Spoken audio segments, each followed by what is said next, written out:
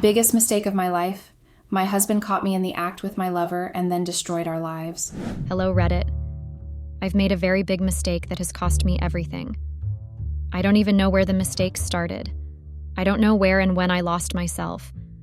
All I know is I've destroyed my once happy marriage because of my lustful desires. I don't even know how I got here. Everything is gone in the twinkle of an eye as if it was never there in the first place. Everything happened so fast, and I feel so ashamed of myself right now. I despise myself even. I've done something so despicable and evil. I can't even look at my reflection in the mirror right now, and I don't think I will ever be able to forgive myself for having an affair and cheating on my husband. I blame myself for everything. I got so carried away by my lust that I couldn't even control myself, and now I've lost everything. This post is mostly about self-awareness and hoping someone learns from my mistakes so they don't make the same mistakes I did. After all, they say, experience is the best teacher.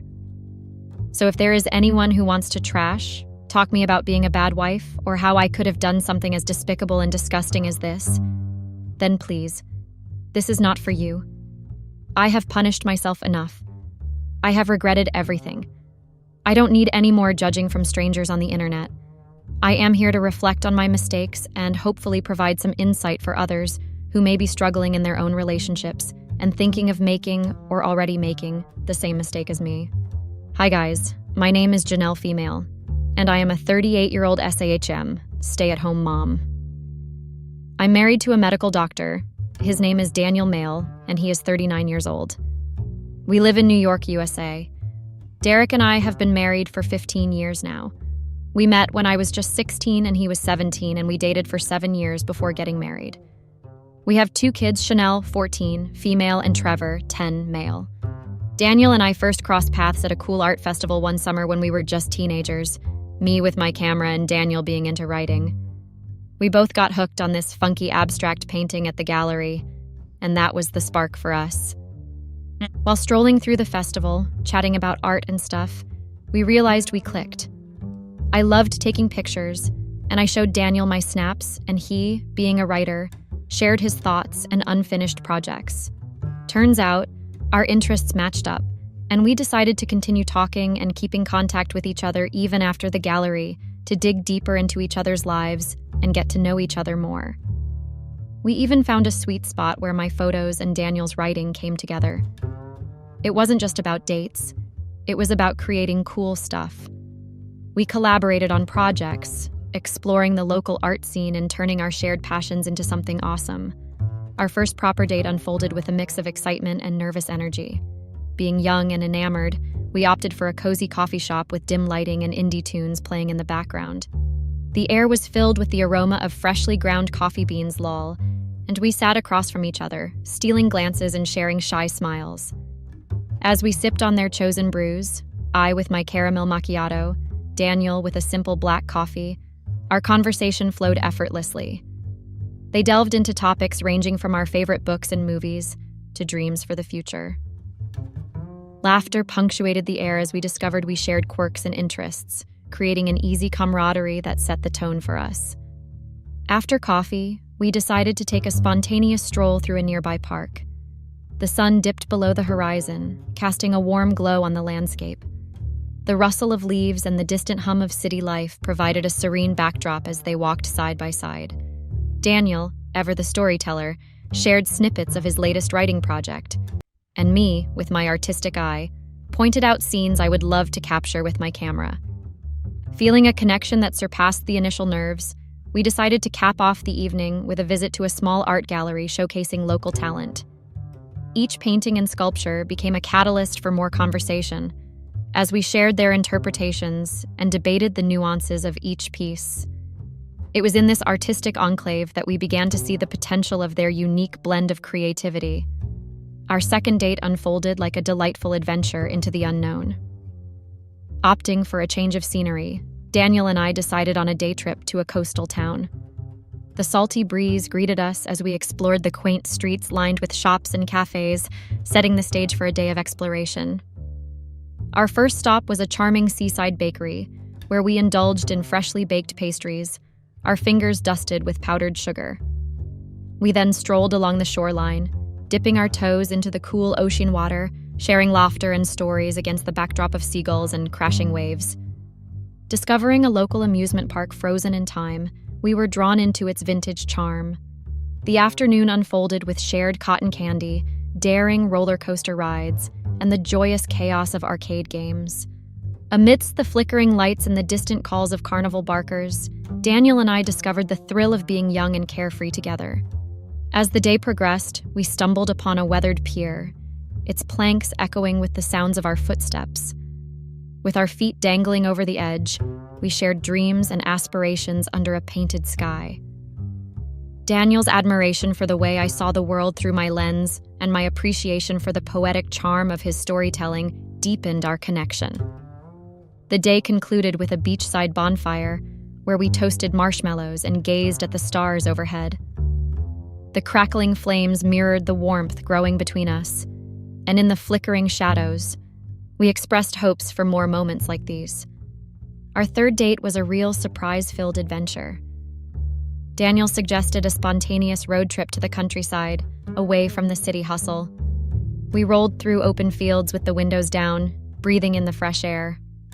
First stop, a classic diner with booths and a jukebox. We chowed down on burgers and milkshakes, swapping childhood stories that had us cracking up. The neon sign flickered as we hit the road again, surrounded by green hills and golden fields. We stumbled upon a farmer's market, colorful stalls full of fresh goodies. Daniel, being the sweet guy he is, got me a bunch of wildflowers that matched the scenery perfectly. We tasted samples and strolled through, talking about everything and nothing. Next up was an unexpected hike through the trees. Surrounded by nature, we shared stories and realized we both love the outdoors. We found a spot with a view of a quiet lake, settling down with the world around us hushed, except for the sounds of leaves rustling. As the sun set, casting a warm glow, Daniel pulled out a blanket he'd packed. Our impromptu picnic with simple sandwiches turned into a cozy dinner as we watched the sky change colors. Another beautiful moment in our story. Our third date was like a mini adventure, full of surprises and shared laughs. Exploring the countryside became a cherished part of our journey, blending together joy, unexpected moments, and the simple pleasures of being together. Our fourth date was like something out of a love story. This time, Daniel took charge LOL and set up a cute night in the city. We kicked things off at a busy night market, smelling all sorts of street food and soaking in the lively atmosphere. We went from stall to stall, trying out different snacks and joking around. Tasting the spiciest stuff turned into a fun challenge, making every bite feel like a shared adventure. After the market, we ended up in this cozy jazz club. The soft lights and smooth tunes created the perfect vibe for us to chat about our favorite music and share childhood stories. It felt intimate and special. Post-jazz, we took a casual stroll through the city, the skyline all lit up. Daniel surprised me with a detour to a rooftop terrace with an amazing view. Under the stars, we opened up about our dreams and fears, the city lights making everything feel a bit magical. To cap off the night, Daniel whisked me away to a late-night ice cream spot. We indulged in our favorite flavors. I went for a classic combo of vanilla ice cream and chocolate cookie chunks, and Daniel picked a creamy strawberry cheesecake. We wandered through the quiet streets with each delicious bite. Sharing ice cream and laughter made for a sweet ending to a fantastic evening. Our fourth date was a mix of excitement, romance, and real connection. Daniel's thoughtful plans and the simple joy of being together under the city lights made it a memorable chapter in our story, with the promise of more adventures ahead. For our fifth date, I decided to switch things up and plan a day that mixed adventure with chill vibes. We kicked things off by hitting a local hiking trail, surrounded by trees and all those nature sounds. Daniel was totally into it as we trekked our way to a cool viewpoint. After the hike, I surprised Daniel with a picnic I brought along. We found a nice spot under a big tree, with the sunlight peeking through. Munching on sandwiches and fresh fruit, we chatted about our pasts and dream travel spots. To add a bit of fun, I suggested we try pottery for the first time. It turned out to be a hilarious mess, with us shaping clay into whatever came to mind. We laughed a ton and made these funky pieces that would always remind us of this random date. As the sun went down, I had one more surprise. a quiet beach with a bonfire. The crackling fire, the sound of waves, and the sunset made it the perfect spot. We roasted marshmallows, swapped stories, and just hung out by the beach. Soon, Daniel and I had been dating for a while, and graduation day rolled in. Daniel and I were buzzing with a mix of excitement and nostalgia. Decked out in those cap and gown get-ups, we waded through a sea of familiar faces.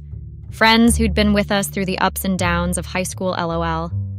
The ceremony itself was a bit of a whirlwind, speeches, cheers, and that weird feeling that life was about to throw some curveballs our way.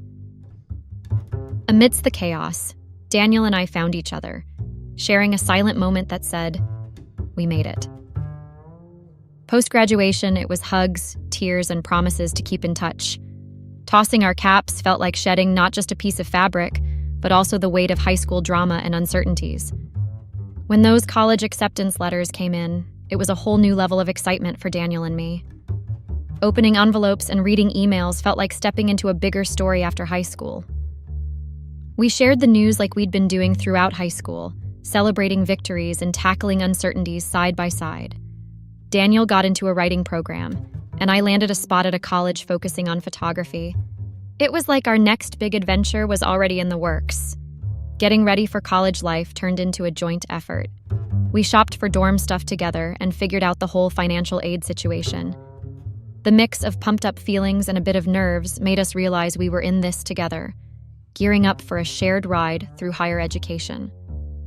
Move-in day was a mix of craziness and excitement. Hauling boxes and setting up our spaces, we looked around and thought, yep, we're really doing this. The campus buzzed with activity, and as we went through orientation and met other students, the idea of learning and growing together got more real. The first semester had its challenges, but having Daniel around made it easier. Late-night study sessions, exploring the campus, and figuring out this whole college thing became stuff we did together, making our connection even stronger. Soon we were thinking of living together. The idea of living together started as a simple chat and soon turned into something we were seriously thinking about. Daniel and I reached that point where moving in together wasn't just a maybe anymore. It was becoming a real decision that would shape what came next for us. Late-night talks about where we'd want to live, what kind of place we'd like, and how we'd handle bills filled our evenings. It wasn't just about finding a spot. It was about creating a home that felt right for both of us. Imagining a place filled with our stuff and shared memories made the whole idea even more appealing. Scrolling through housing options and checking out potential homes brought a mix of excitement and a bit of nervousness. Figuring out things like who does what around the house, how we handle our quirks, and sorting out money stuff became part of our honest talks. It was a bit of a balancing act, figuring out the practical side of living together. Making this decision meant talking about our individual plans, how soon we wanted to do this, and the big picture we both had in mind. It wasn't just about finding a place to crash. It was about building a home where we could grow together, face the ups and downs, and enjoy the good times side by side. Before we decided to shack up, Daniel and I went through some real struggles. College life hit us hard. Juggling classes, work, and trying to find time for each other was like playing a crazy balancing act. The stress from all the academic stuff sometimes puts a strain on our connection, making us work extra hard to stay close. Money issues made everything even trickier. Figuring out how to handle our own expenses and deal with joint finances was like trying to crack a tough puzzle. Budgeting, unexpected expenses, and finding a middle ground that worked for both of us became a real challenge. After we made the decision to move in together, a whole new set of challenges showed up. Getting used to sharing a living space meant dealing with differences in how we liked things. From daily habits to how clean we wanted things, compromise and understanding became the name of the game. It was a lesson in communication and patience. Taking care of a home together came with its own set of hurdles. Grocery shopping, paying bills, and figuring out our schedules became a joint effort. Balancing our responsibilities and supporting each other became a learning process. Despite all the ups and downs, both before and after moving in together, these challenges became opportunities for us to grow. They pushed us to talk more, understand where the other was coming from, and find solutions together. College life also was a mix of highs and hurdles for Daniel and me. Figuring out the whole academic scene, making buddies, and finding our groove in a sea of new faces threw some unexpected curveballs our way. Dealing with classes and adapting to the fast-paced college grind turned out to be way tougher than we thought. Late-night cram sessions and juggling a bunch of assignments became our regular routine as we tried to keep up with the whole school thing. Juggling all those and part-time jobs was like trying to handle a crazy schedule where late-night cram sessions were the norm, and keeping up with the fast-paced courses felt like a real race. Meeting new people in this big, diverse world of college was another challenge. It felt a bit like being a small fish in a giant pond at first, and we had our moments of feeling out of place. Feeling like small fish in a huge pond brought some serious doubt and the constant quest to find our group. Trying to fit into different social circles and just feeling like we belonged was a real struggle. Money stuff added its own stress to the mix. Managing expenses, budgeting for the basics, and dealing with surprise costs meant we were always keeping an eye on our wallets. We had to pick up part-time gigs to make ends meet, which sometimes meant missing out on hanging out with friends. Keeping a balance between personal life and academics was an ongoing challenge. The stress and pressure often got real, and finding ways to stay sane in the middle of it all became a mission. Through all these challenges, talking to each other became super important. Daniel and I leaned on each other during the tough times, providing comfort and understanding. We also learned that reaching out for help, from professors, counselors, or friends, was a smart move when dealing with school stress and the emotional ups and downs. Despite the struggles, every tough moment became a chance to learn. We adapted, got tougher, and found strength in going through it together. Right in the middle of our college craziness, something amazing happened in Daniel's world. He got all in on writing a book, and little did we know it was about to shake things up big time. Nights turned into him glued to the laptop, pouring his heart into this story. His love for telling tales filled our cramped room with this contagious energy. Even with exams and college chaos, he was trying his best to weave a story, chapter by chapter. With each page, our excitement grew. Daniel's writing was like his baby, with a piece of him in every word. I saw the highs and lows, the moments he got inspired, the times he hit writer's block, and the victories when he cracked it open. Then came the day when he typed that last sentence, a mix of being totally worn out and crazy happy. We didn't realize it then, but this book wasn't just a personal win. It had the potential to grab people way beyond our college crew. Sending the manuscript to publishers was intense, but the news blew our minds. The book got picked up, and suddenly, our college routine was mixed with book signings, interviews, and a bunch of folks diving into Daniel's writing. Balancing college stuff with the unexpected success of Daniel's book turned our tiny dorm into a creative hub. Even with all the chaos, we rode this new wave together, holding on to some sense of normal life amid the wild ride of literary fame. Daniel's book wasn't just a big deal for his writing. It became this major part of our college story. It showed us what can happen when you go all in with your passion, even in the middle of crazy college life. Soon me and Daniel were done tackling the college ride LOL. Our graduation caps felt like a high five for surviving the madness. The whole cap and gown scene was a mix of, yay, we did it, and what's next? Around that time, Daniel's writing gig, which used to be his passion project, continued making waves. His books weren't just a personal thing anymore. They were getting noticed, and he was becoming a bit of a big deal in the book world. Plus, he was pulling in some real cash, a massive upgrade from our days of scraping by on a tight budget and a diet of cheap noodles. Our graduation day wasn't just about tossing caps, it was a party for what we'd achieved and a sneak peek into what was coming next. Daniel's writing journey was opening doors, and our once tiny dorm room was buzzing with the sounds of dreams taking flight. Stepping out of college into the real world was like going from black and white to Technicolor.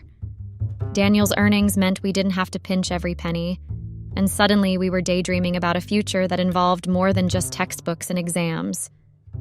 After college, things took a cooler turn because Daniel's writing continued hitting it big. His books were bringing in more than enough cash, so I could dive into painting without stressing about bills. As Daniel's success kept rolling, Our lifestyle got a major upgrade. We moved into a house with a pool, a real pinch-me moment of how far we'd come since college. Daniel kept on with his writing, and our days were this mix of his tapping keyboard and chill moments by the pool. While I threw paint on canvases, Daniel's words kept spinning tales that more and more folks were getting into.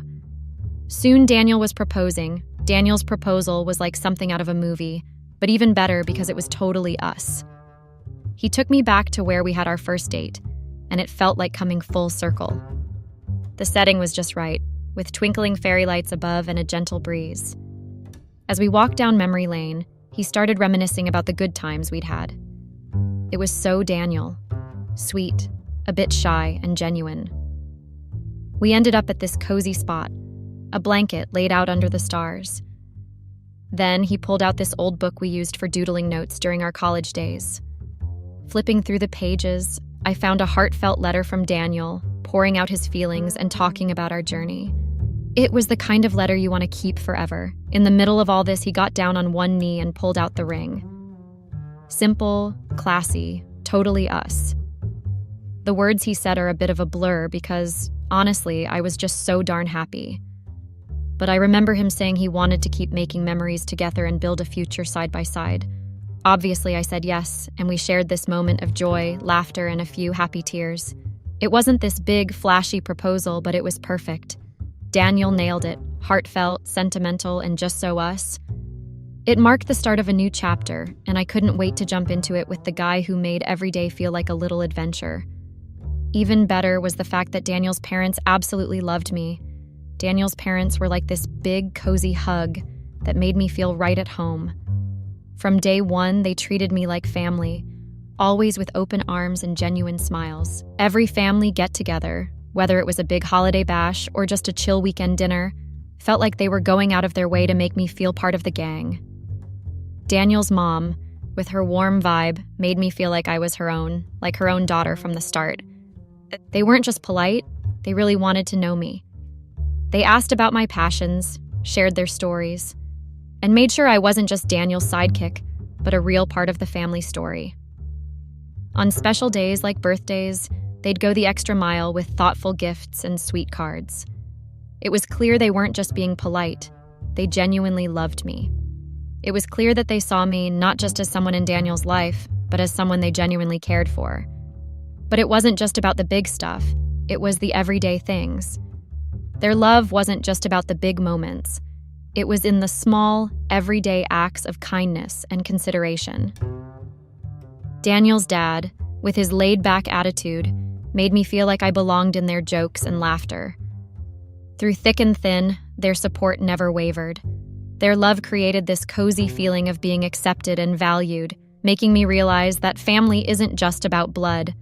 It's about being embraced and cherished, and Daniel's parents nailed that. In times of challenges and triumphs, their support was unwavering. Their love created a foundation of security and belonging, making me realize that family extends beyond bloodlines. It was a love that embraced me for who I am and made me appreciate the beauty of being accepted and cherished by Daniel's wonderful parents. Planning our wedding got us all kinds of pumped. Choosing the venue, flowers, and all the little details felt like stepping closer to the big day. What made it even better was the awesome support from Daniel's parents. I wasn't just his partner, I was family. Their excitement for the wedding turned the whole planning gig into a joint celebration. We dived into wedding catalogs, scrolled through Pinterest, and tackled decisions together. Whether it was picking colors or sorting out the menu, Daniel's parents were there, throwing in advice and sharing stories from their own wedding shindigs.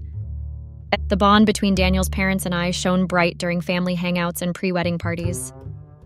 Their real affection for me and how seamlessly I fit into their crew made the planning process even more fun. Getting ready for the wedding wasn't just about setting up a day for us. It was about bringing two families together. Daniel's parents, loving me like they did LOL, added this cozy vibe to the whole deal. Planning our wedding wasn't all good, though. It still had its ups and downs. In fact, it was like riding a crazy roller coaster, complete with unexpected bumps and turns. One major challenge came in the form of some not-so-friendly relatives on my side of the family who brought their own storm to our celebration. Dealing with rude comments and people offering unwanted advice felt like trying to dodge raindrops during a downpour.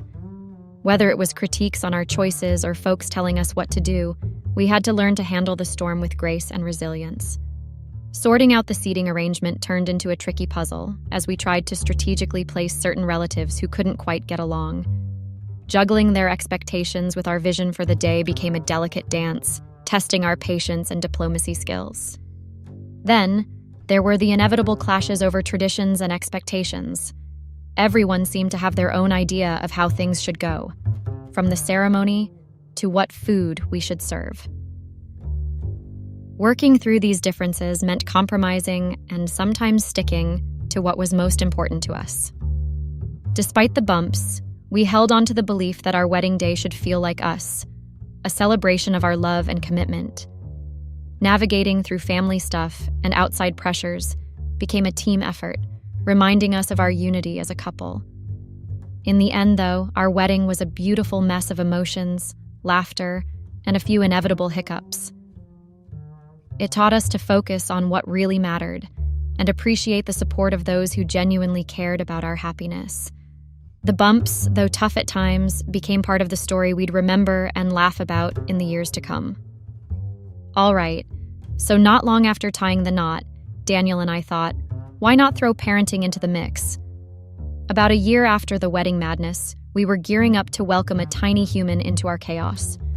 The journey to being parents kicked off with our daughter, Chanel. Think sleepless nights, diapers for days, and discovering a love that words can't quite capture. Parenting was a mix of laughter and a few meltdowns, mostly from me, LOL. Fast forward 4 years, and we decided to do it all over again. Trevor joined the crew, turning us into a family of 4. But let me tell you, the road to expanding our family wasn't a smooth ride. Pregnancy threw us some curveballs. Morning sickness? More like all-day sickness, making me best friends with the toilet. And don't get me started on the exhaustion that had me questioning if I could survive a day without a nap. Daniel, my rock, did his best to navigate the hormonal roller coaster I was on. Cravings became his mission, leading to midnight ice cream runs and pickle scavenger hunts at weird hours. We laughed about it, but behind the laughter were some real challenges. Chasing a toddler while battling pregnancy symptoms felt like a marathon. There were days when I wondered how I'd manage it all.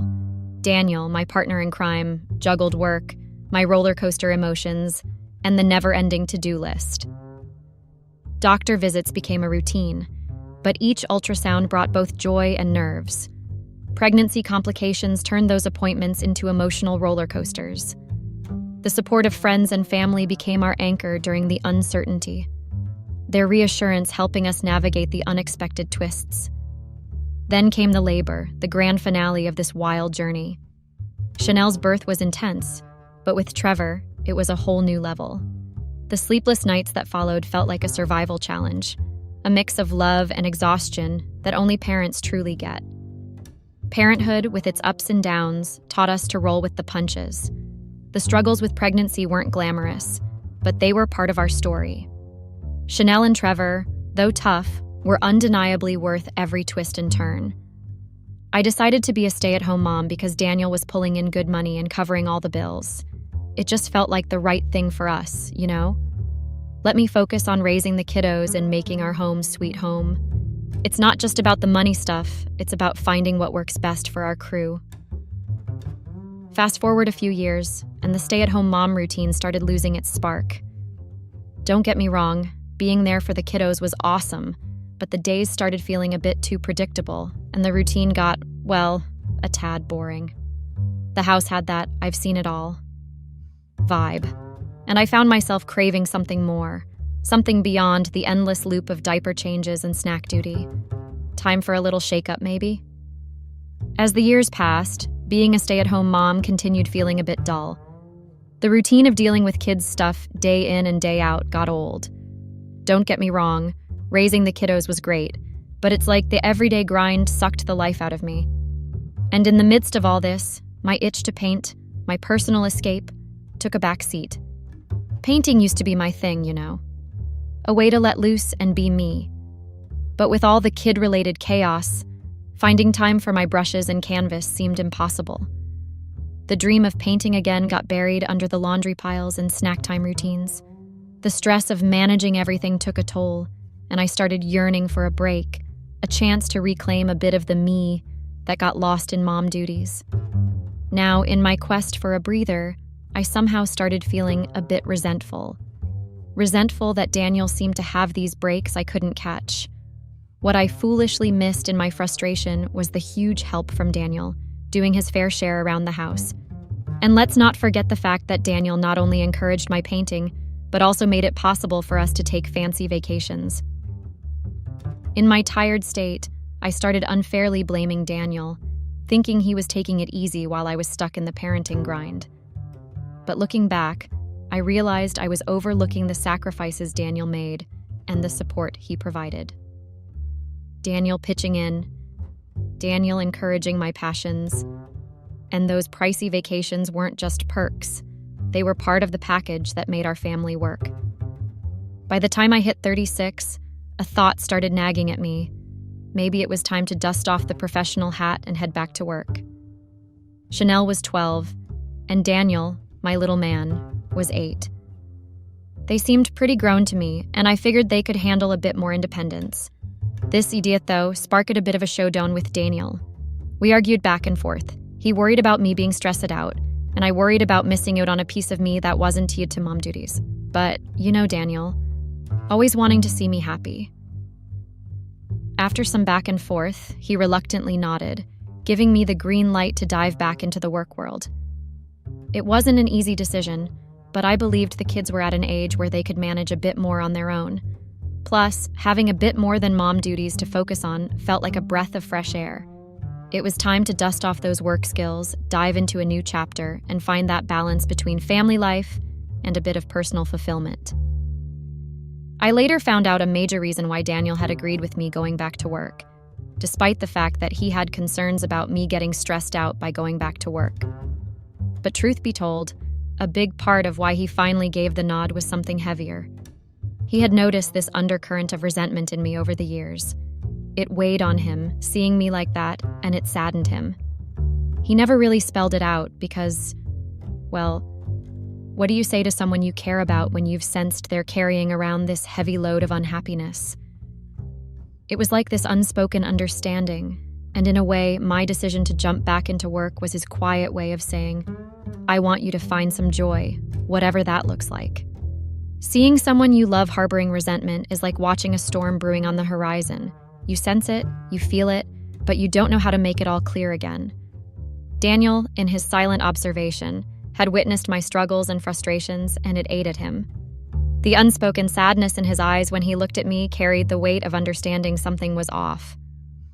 What complicated matters was that he didn't have the perfect words to address it. How do you tell someone you love that you've seen the shadows of resentment cast upon their spirit? It's a delicate dance, a tightrope walk between acknowledging pain and not wanting to add more to the load. So, in a way, when he reluctantly agreed to my return to work, it was his silent way of saying, I see you, I see the struggle, and I want you to find happiness, whatever that means for you. It wasn't a simple decision to greenlight my return to the workforce. It was a response to this unspoken heaviness he couldn't ignore. Daniel was so amazing to me. He was perfect. And looking back, I was so unappreciative, so resentful. I regret everything, but how do you turn back the hands of time? You can't. You just learn to live with it. Either ways, I dove into the job hunt. Painting at home was a no-go. I needed a break from the house vibe. After some searching, I landed a gig at a local art gallery. It was a game changer. I got to do what I loved, and it was away from the whole house scene that sometimes felt like it was closing in on me. Honestly, being home all the time could get suffocating. The walls felt like they were closing in, and I needed a breath of fresh air. Let me tell you, home could feel like a bit too much sometimes. The routine, the four walls, it got overwhelming. The new job was like stepping into a different world, a world where I could lose myself in what I loved without the constant hum of household responsibilities. Not just that the new job was also a breath of fresh air. I could immerse myself in my passion without feeling the weight of domestic duties on my shoulders. Sure, the kids weren't thrilled that I wasn't around the house as much. Change always takes some getting used to. But eventually, they adjusted. Every now and then, they'd swing by the art gallery to say hi, and even Daniel made a few appearances. It became this nice blend of work and family, a balance that felt just right. 8 months into my gig at the art gallery, Inter Milan, he joined the crew, working the front desk as a receptionist. But here's the twist. He wasn't just another receptionist. This guy had an eye for painting that could make the art world take notice. Thing is, Milan was in the same boat as me, a stay-at-home dad bored out of his mind. Sure, he didn't have kiddos yet, but the impending arrival of a little one with his wife Rosie had him seeking some action, as Rosie was expecting. Now, Rosie was a lawyer who owned her own private firm. Her dad was also a big-time judge. She was swimming in generational wealth, making the work necessity kind of optional for Milan. He picked up the receptionist gig simply because home alone was driving him up the walls. Crazy, I know, right? Sometimes it's just the need for a change in scenery, even if it means manning the front desk. Crazy, I know, but relatable. Funny enough, Rosie, Milan's wife, turned out to be a huge fan of Daniel. Picture her excitement when she dropped by the art gallery to see Milan, and bam, there's Daniel, just casually popping in to say hi to me. Before this little hangout, Milan and I had been getting closer. It's funny how having similar situations can bring people together. We're both stay-at-home parents, fighting off boredom, and we found ourselves navigating the art gallery scene. It went beyond work buddies. We hit it off on a personal level. Our talks shifted from gallery gossip to swapping stories about parenting, dealing with boredom, and the amusing adventures of being at home. But hold on, it got even better. When Rosie saw Daniel, she was over the moon. It was like meeting a celebrity. Little did she know, Daniel was there for me, and that he was my husband, LOL. The mix of surprise, excitement, and pure fan vibes created this super amusing scene. In the middle of all this, Milan and I shared a quiet laugh, just watching it unfold. Our friendship, now filled with shared jokes, added another layer to the whole work-life gig.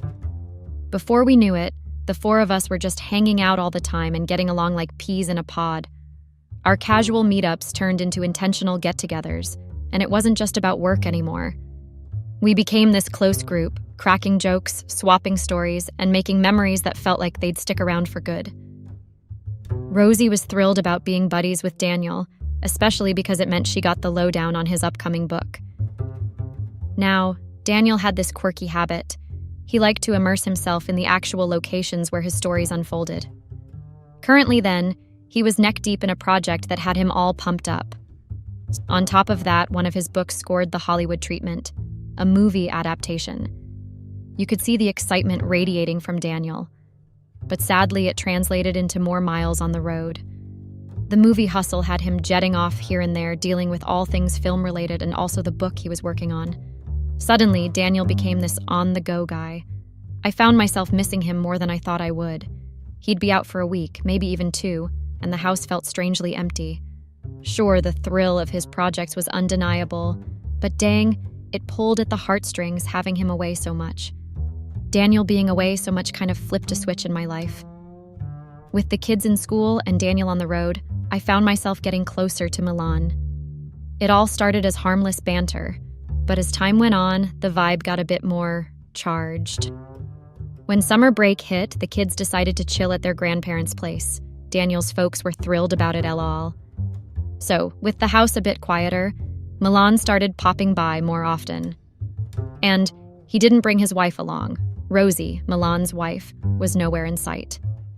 Our chats turned into something more, flirting in the air and all that jazz. Now, instead of hitting pause and thinking things through, I stupidly kept going.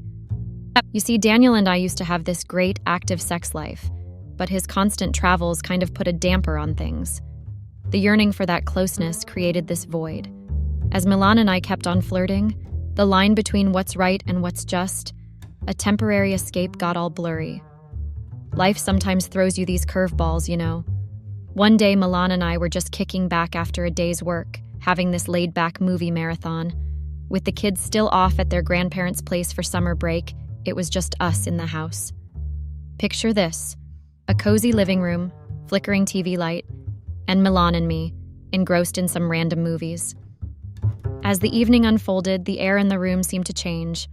Our usual banter took on this different vibe, a tension that lingered between jokes and laughter.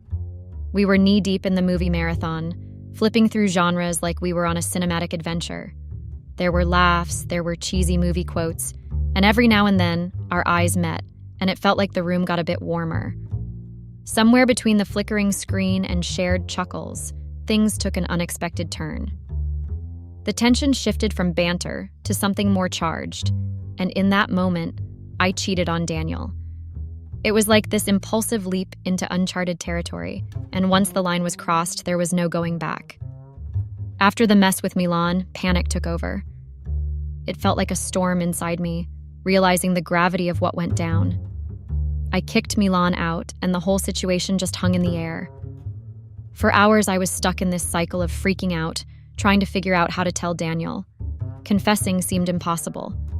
Daniel was all about loyalty, and the idea of breaking that trust, especially with Milan, made me sick to my stomach. I knew he wouldn't forgive me not for this. So after wrestling with the panic, I decided I couldn't spill the beans to Daniel. It would wreck us. His loyalty was solid, and cheating was a deal breaker. I had to face the fact that my actions put our relationship on the line. But it wasn't just about Daniel. Rosie, Milan's wife, would be devastated if she found out, and Milan had his own mess to deal with. The aftermath of this impulsive move felt like a mountain to climb. It hit me that I had to keep this secret, go back to work, and act like nothing happened.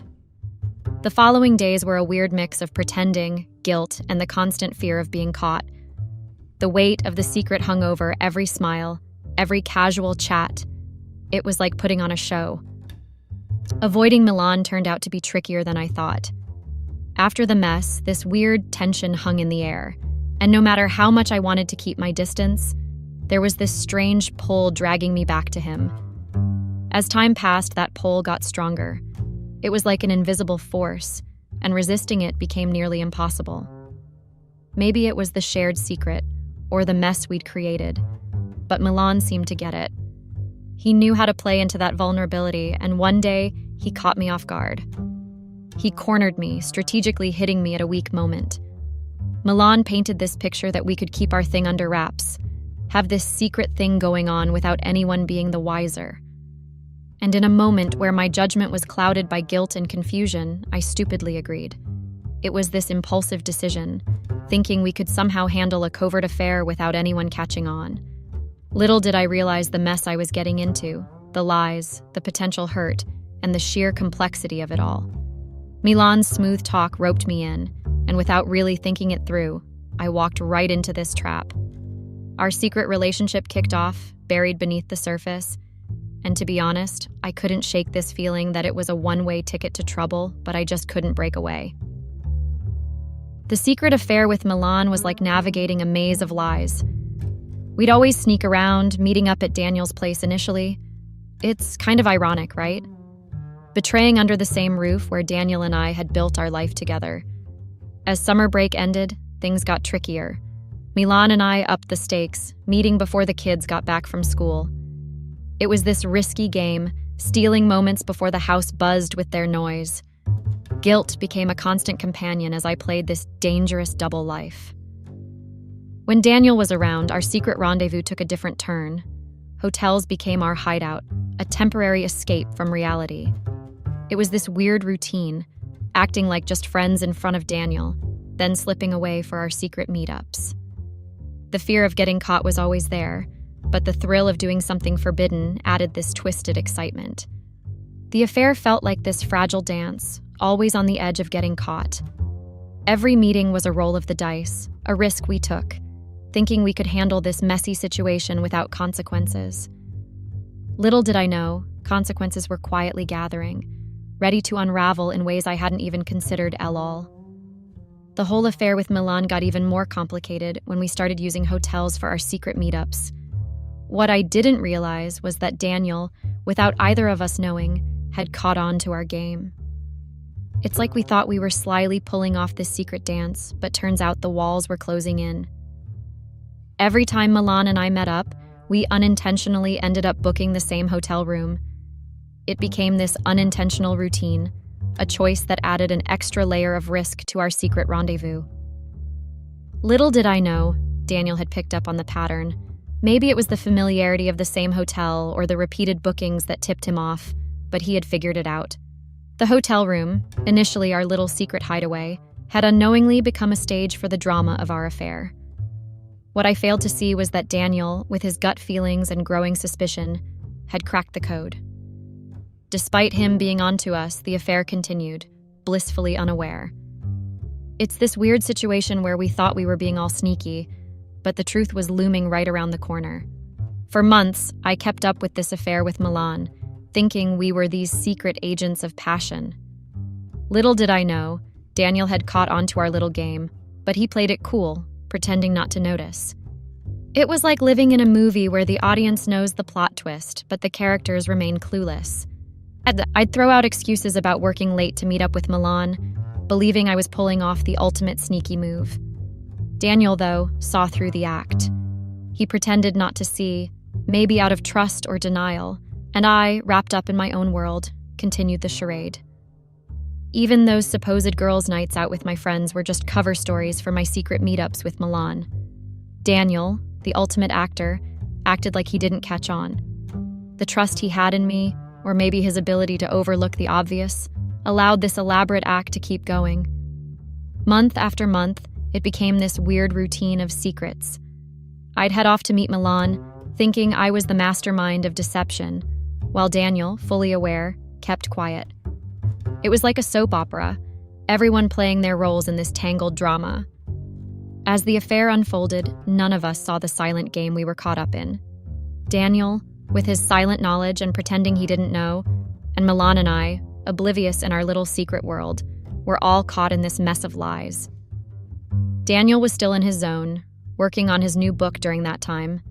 Our friends were all hyped about it, especially Rosie, who was a massive fan. She kept bugging Milan for any tidbits about the book, but he played it cool, saying it was still hush-hush and in the works. Little did I know what was really going on. As our friend group continued meeting up and Rosie kept asking Milan about the book, he eventually spilled the beans, saying he needed another perspective. If only I had known the real reason behind all those discussions. Meanwhile, in the midst of this, my secret affair with Milan kept on going. Without realizing it, I found myself growing distant from Daniel, and this weird guilt was creeping in, making me scramble for justifications to ease the weight on my conscience. I started telling myself that Daniel was always swamped with work, that he didn't have much time for me. But, that didn't really line up with what was really going on. Even when Daniel had to travel for work, he went out of his way to stay connected. Late-night calls and video chats weren't just routine. They were his way of making sure we stayed close, even when he was miles away. And it wasn't just about me. He made a point to catch up with the kids, too. When he got back home, his focus was entirely on us, giving his full attention to the family. So, when I was trying to convince myself that he was always too busy, the reality was quite different. The gap between my excuses and the actual effort Daniel was putting into our relationship became more and more obvious. It was like this clash between what I was telling myself and the real deal he was bringing to the table. As time went by, this strange gap started creeping in between me and Daniel. It was like this unspoken tension building up, and I couldn't shake off the conflicting emotions swirling within me. Daniel, clueless about the inner turmoil, kept doing his usual, working hard and being present for the family. He was fully committed, unlike me, wrestling with my thoughts. The difference in how we viewed our relationship became more apparent, with each passing day nudging us a bit further apart. Our conversations, which used to flow so easily, felt strained. I, dealing with guilt and trying to justify my actions, unintentionally began to pull away. The easy talks and shared laughter were slowly replaced by this awkward distance. The heart of our connection seemed to fade, leaving behind this awkward gap that neither of us knew how to bridge. It wasn't just about physical space, it felt like this emotional distance was growing, filled with things left unsaid. Meanwhile, Daniel, sensing that something was off, but not quite grasping it, kept trying to bridge the gap. Little did he know, the bridge was becoming trickier to cross, with all these unspoken issues lingering in the background. The growing distance, both in how I felt and how we connected, turned into this unspoken force shaping what used to be a solid bond. Daniel, being pretty tuned in, started noticing something was off between us. Even if he couldn't quite put his finger on it, he sensed the distance growing. To make things right, he went all out in ways that caught me off guard. His usual knack for thoughtful gifts went into overdrive. Suddenly, it was like a parade of presents. Fancy jewelry, a shiny new car, diamonds and pearls showing up regularly. Each gift felt like a sincere effort to fill the gap that had opened up between us. But it wasn't just about the gifts. Daniel turned into this date night extraordinaire, and our living room transformed into a cozy movie night hub. It was obvious he was trying hard to bring back the spark that seemed to be fading. Despite all these big gestures, I found myself more overwhelmed than appreciated. The fancy gifts and planned activities somehow made the underlying issues feel even more glaring. The distance between us, though harder to define, stuck around. The more Daniel tried to make up for it, the more I struggled with this growing gap in our connection. In the midst of all the grand efforts to reignite what we had, I couldn't shake the feeling that the heart of our relationship was slipping away. It was slipping through the cracks formed by things we weren't saying and problems we weren't addressing. And it was all my fault. Caught in this whirlwind of emotions, I couldn't help but feel an extra weight of guilt as Daniel went all out trying to fix things between us. His sincere attempts with fancy gifts, romantic dates, and sweet gestures only made the growing gap more obvious. It hit me hard. The distance was real, and it was all my fault. Even with all this effort from Daniel, I found myself unable to put an end to my secret affair with Milan. It was like being knee-deep in this messy mix of emotions, and the thrill of sneaking around had this weirdly appealing edge. The guilt hung over me like a dark cloud whenever I was with Daniel, but when I slipped away to see Milan, it felt like a brief escape from the messiness of my married life. The secret affair had this strange pull for me, this mix of guilt and excitement, all tangled up. Daniel's sincere attempts to patch things up stood in stark contrast to my ongoing involvement with Milan.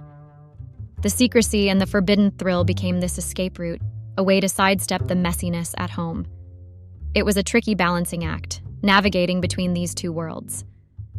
As Daniel tried harder to fix things, I found myself caught in a moral dilemma.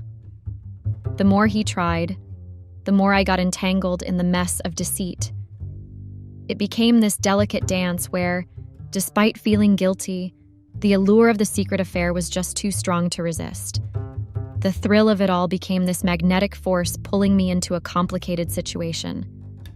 Daniel surprised me with the latest iPhone, thinking it would help bridge the gap between us. What I didn't realize was that this shiny gift had a hidden feature. He'd installed Google Latitude on it, secretly linking it to his own phone. In simple terms, he had a way of knowing exactly where I was without me having a clue. Excited about my new phone, I carried it with me everywhere, completely oblivious to the fact that every move I made was being quietly tracked by Daniel. Whether I was at work, hanging out with friends, or even sneaking away to meet Milan, he had a front row seat to my life. It now hits me how ironic the situation was. The gift meant to bring us closer ended up being a tool for Daniel to keep tabs on me. While I enjoyed my new gadget, Daniel wrestled with the internal conflict of being in the know without me realizing. One day, Daniel told me he had to go on a work trip. I acted a bit sad, making him think I'd miss him a bunch. But truth be told, I had other plans. With the kids at school, I thought it was the perfect time to invite Milan over. We were about to dive into our secret rendezvous when my phone ruined the moment. Daniel calling to say he'd forgotten something and was on his way back home in a cab and that he hoped I hadn't left for work yet. Panic set in, and Milan and I hastily cleaned up any signs of our almost hookup. It was a close call with Daniel almost catching us, but luck seemed to be on our side that day. This could have been a reality check, a signal to stop the affair and think about the consequences. Yet, in a strange turn of events, the excitement of the forbidden overshadowed any sensible thoughts. Instead of calling it quits, Milan and I decided to keep rolling the dice, convinced that luck would keep smiling down on us. Despite the close call with Daniel nearly catching us, Milan and I couldn't resist the pull of our weekend rendezvous. The thrill of sneaking around became irresistible, drawing us back into the secrecy and excitement that defined our affair. Week after week, our secret meetings continued. We'd find sneaky spots, hotels, and hidden corners to steal moments that, despite the risk, only made our connection stronger. The fear of getting caught somehow added to the excitement, creating this mix of nerves and exhilaration. The affair had become like a separate world, where the rules of our regular lives didn't quite apply. It was a place where consequences felt momentarily pushed aside. Juggling the act of pretending everything was normal at home, while finding solace with Milan became this challenging balancing act. But we never asked the real question that hung in the air. How long could we keep up this delicate dance before our secrets spilled out? One day, Daniel hit me with surprising news.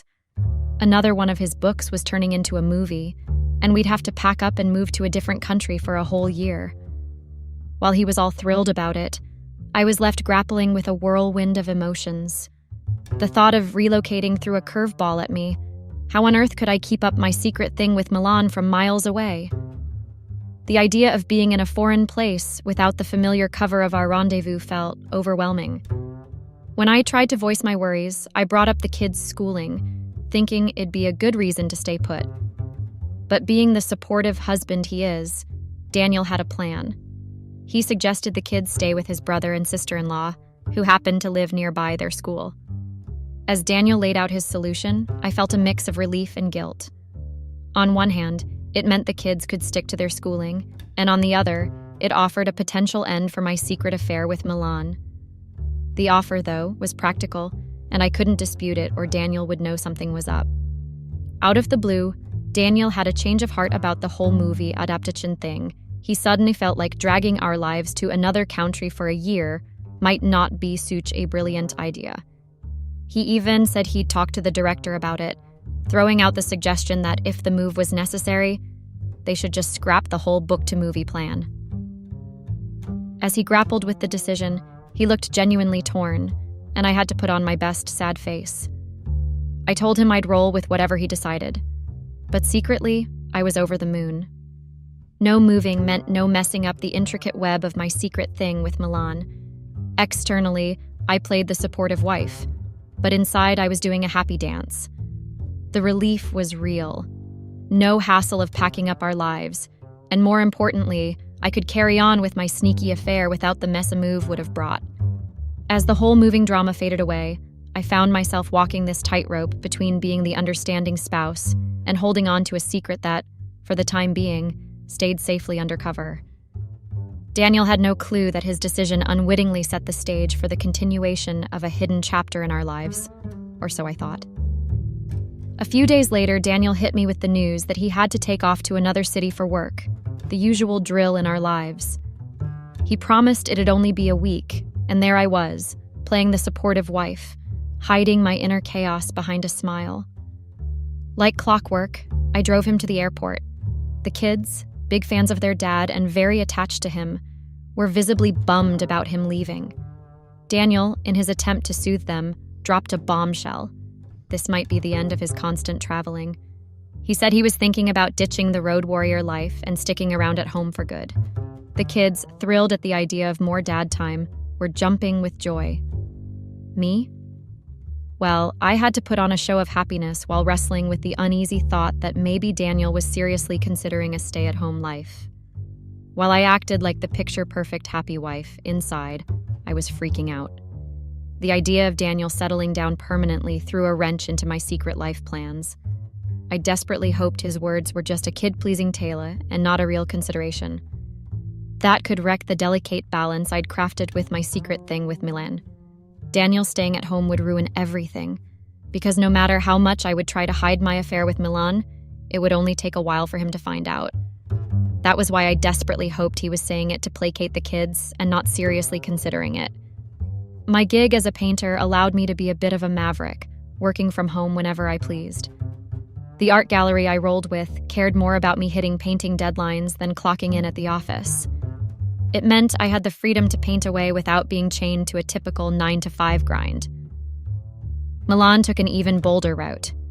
He threw in the towel at his receptionist job, all in the name of freeing up more time to hang out with me, especially before my kids barged in from school. This job shuffle, aiming for more quality time, inadvertently cranked up the intensity of our undercover relationship. What used to feel like a stifling house transformed into a secret lair for our rendezvous. Guilt tried to play spoilsport, but the irresistible thrill of our forbidden connection kept the affair going. Daniel had hit the road on a lazy Sunday, so it paved the way for an unusual Monday hustle. After shipping the kids off to school, our home, usually buzzing with family life, turned into a covert haven for my secret meetup. With the kids out of the picture and in school, the house echoed with a rare silence, and my usual plan swung into action. With the morning rush settled, I buzzed Milan, and in about an hour, he was knocking at my door.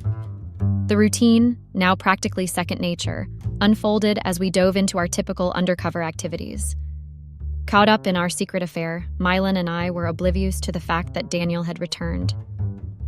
Unbeknownst to us, he quietly slipped into the house, and the surprise was on us when he opened the bedroom door and discovered the whole mess. My mind went into overdrive, trying to process the surreal scene. There was no room for excuses or spinning lies. The undeniable truth stared back at us. Daniel, oddly composed and showing no emotion, stood there. It was an unexpected twist, leaving an awkward heaviness in the room. Milan, sensing the gravity of the situation, leaped out of bed, fumbling to get dressed. Panic set in as he hurriedly clothed himself, fully aware that this revelation marked the demise of my marriage. I sat on the bed, stunned, grappling with the harsh reality that my secrets were laid bare and the fallout was imminent. The unfolding drama resembled a scene from a soap opera, with silent stares stretching into an eternity. Milan attempted a hasty exit, but Daniel, surprisingly collected, blocked the door. In a curveball move, Daniel pulled out his phone, dialed a number, and engaged in a conversation. On the other end was Rosie, and Daniel, in a casual manner, exchanged pleasantries before spilling the beans. He had caught us red-handed. Rosie's reaction? A knowing chuckle, as if she had anticipated this day. With Milan and me still in the room, Rosie declared an end to our secret affair through the phone. The revelation hit us like a ton of bricks. Daniel and Rosie were in on the secret all along. Without waiting for a response, Rosie bid Daniel goodbye, abruptly ending the call. Daniel, still calm, gestured towards the door, signaling to the stunned Milan that it was time to leave. My affair had been exposed, and the consequences were irreversible. I braced myself for a storm of emotions from Daniel, maybe anger, shouting, or even just a reaction. Anything that would offer a glimmer of hope. But what I got was a calm and collected Daniel, his demeanor unyielding. He calmly informed me that I had 20 minutes to gather my belongings and vacate his house. His instructions were precise. I was not to take any of the expensive gifts he had given me, nor the car. The indifference in his voice struck a chord, revealing that he had already processed the demise of our marriage while silently observing my betrayal. He made it clear that he was beyond the emotional turmoil and had moved on. To drive the final nail into the coffin, he handed me divorce papers to sign, sealing the fate of our relationship. The whole situation felt like a surreal, cold reality check, leaving me without any illusions that things could be salvaged. It was an abrupt, uncompromising end. In the midst of my distress and a bit of emotional chaos, I tried everything, even resorting to begging to change Daniel's mind. But my efforts were in vain.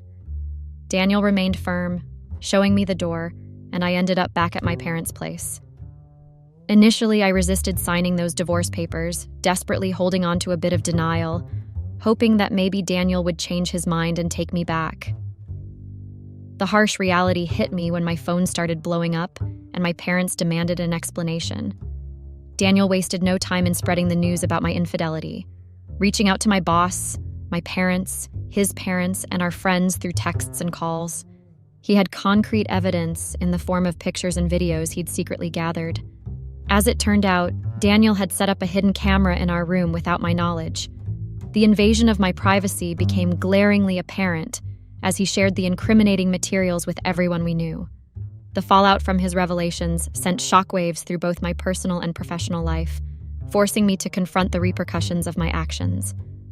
To make things even worse, the kids found out about what happened sooner than we planned. Daniel wanted to protect them and not tell them, but the grandparents accidentally spilled the beans. The kids were so mad, they refused to even come visit me with my parents.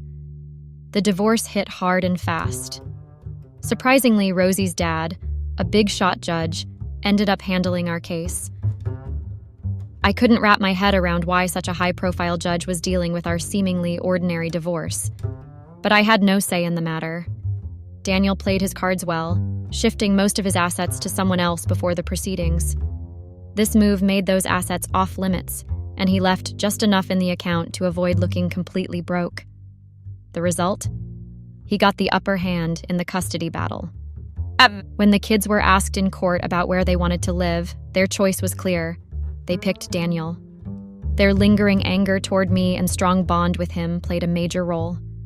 So, I ended up with only weekend visits, a tough blow both emotionally and financially. After the divorce, I didn't receive any settlement or alimony. The whole process was quick, and Daniel's clever asset maneuvers left me without much financial support. It seems like Daniel shuffled his money to dodge giving me any settlement. That's likely why the divorce outcome turned out the way it did. It was a tough break, and I had to figure out life after divorce without any financial cushion. Surprisingly, Daniel never actually had to travel during those times he claimed he did. It was all a setup. He was just baiting me, tailing my every move, and gathering evidence of my infidelity. It also turns out, both Daniel and Rosie were in on it from the start. They had been aware of our secret affair and had orchestrated the whole plan to catch us in the act. Similar to me and Daniel, Rosie went through a swift and brutal divorce with Milan. They had a prenup, and since Rosie is a lawyer, she played her cards right. Just like Daniel, she moved her money around all the way back to her dad. In fact, I'm pretty sure she was the one that gave Daniel the advice to move his assets. Rosie came out on top, leaving Milan with nothing. The custody of their unborn child wasn't tackled yet, but it was obvious Milan wouldn't have much luck in that department either. My kids are still refusing to see me and everyone blames me. I've lost my job and everything. I'm stuck in a small town with my parents and have to restart my life again. But at least I'm not the only one struggling. I've heard Milan is too, and the fact that I didn't go down alone gladdens my heart. Can you guys imagine that a few months ago I was living like a queen in a mansion and off my ex-husband's money, and now I'm back in a small town where I have to depend on my parents for everything. I can't even afford to buy myself things as little as snacks. My marriage was finished the day I had an affair with Milan. I couldn't shake off the heavy regret after the divorce. The legal battles and the mess I created left me questioning if the choices I made were truly worth it. The affair's thrill seemed trivial compared to the devastating consequences that unfolded in my life. The lust was not worth it, and it would never be worth what I lost. I regret everything, but it's too late now, and I know it. I wish I never went to that art gallery to look for a job. I wish I remained a stay-at-home mom. I wish I quit before Milan even started working there. That is how I ruined my marriage and life. I am not writing this post to gain or gather sympathy for myself. This is just something that helps me calm myself down. I agree that I committed a grave mistake, so I would appreciate it if no one judges me for what I have done. It's important to have an outlet during challenging periods, and this has been mine. I hope that by sharing my story, others may find comfort or relate to their own struggles. Thank you all for joining me in this tough journey of finding myself. I hope all of you learn from me and do not repeat the mistakes that I made. I hope we all learn to be faithful to our partners, and most importantly, we should never be ungrateful or unappreciative to our partners that do everything for us. You never know what you have until it's gone. I guess until I lost everything, I never realized how much I depended on Daniel. Thank you and goodbye.